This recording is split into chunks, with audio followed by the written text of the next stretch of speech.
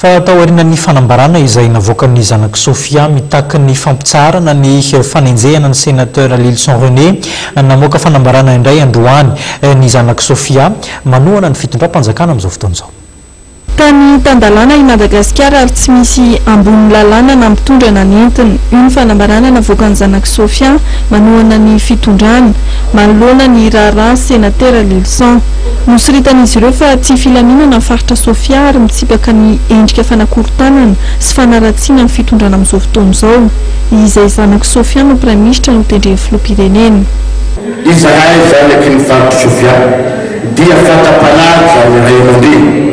Tsy fonanay ny mihandry na maniratsira filoham-panjakana satria filoham-pirenena Malagasy voalohany raha eo fanaovantena dia zanaky ny faritra Sofia ary tsapanay fa voamaika manaratsy ny fari-pirenena Malagasy ny fanaratsiana ny filohan'ny repoblika hatramin'izay ka hatramin'izay.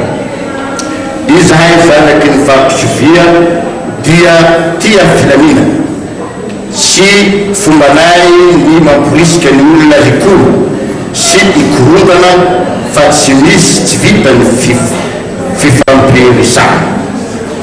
Noho ireo voalaza rehetra ireo dia melominay ny fampiasana ny anaran'ny faritra Sofia ho ampinga fiarovantena.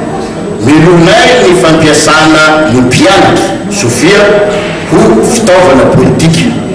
Melominay ihany koa ny fisandohana ny anaran'ny sojabe ny faritra Sofia satria ny sata ny fehin'ny fikambanana sojabe dia milaza mazava fa miara-miasa amin'ny fitondram-panjakana izay misy hatrany ny sojabe.